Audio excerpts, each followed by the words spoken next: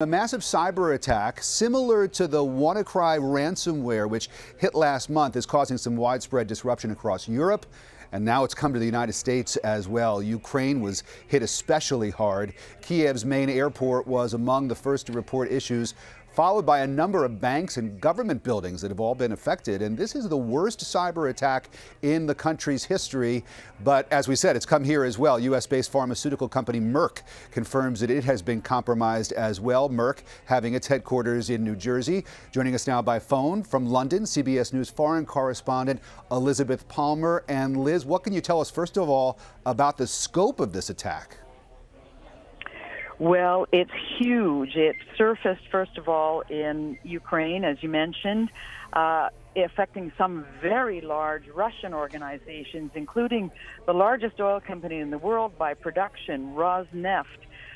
They say that their oil production hasn't been affected because they were able to switch to a backup computer system. The Danish shipping giant, Maersk, you may have seen their shipping containers all over the world. They've been hit. Yeah. And in Ukraine, as you mentioned, as random or as varied organizations as the central government, airports, some grocery stores, and the Chernobyl site of the nuclear disaster. Now it's just a zone where radiation has to be managed, and the monitoring system for Chernobyl was hit. Let's talk a little bit about how the rest of Europe is faring here. We heard about disruptions in other parts on the continent. What about where you are? What about the UK?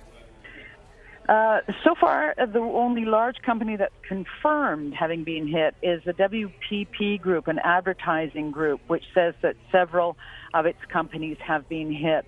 But I think it's safe to assume that other companies have been hit and haven't come forward.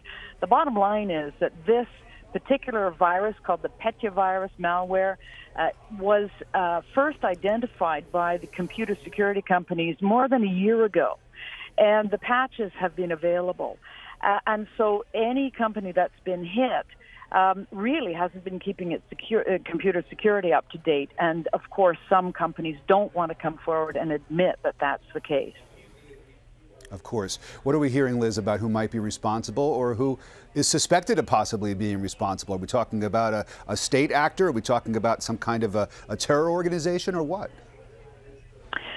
The breadth of it, say computer experts, suggests a state actor. But the ransom that's being demanded, basically this thing works by locking the files in the computer, encrypting them, and it demands $300 in Bitcoin in order for the encryption to be reversed, to make the files accessible again. It's small potatoes, $300. And there doesn't seem to be, for example, a strategic security threat to this, in the sense that it hasn't targeted, for example, central banks specifically, or big law enforcement agencies. So at one level, it's a nuisance. But the breadth of it suggests that it may be very strategic, that a state wants to be a gigantic headache and, in fact, really put gum in the works of worldwide computer systems. Certainly seems as though there is the potential for that. Liz Palmer on the phone for us from London. Good to talk to you. Thanks so much for the update from there.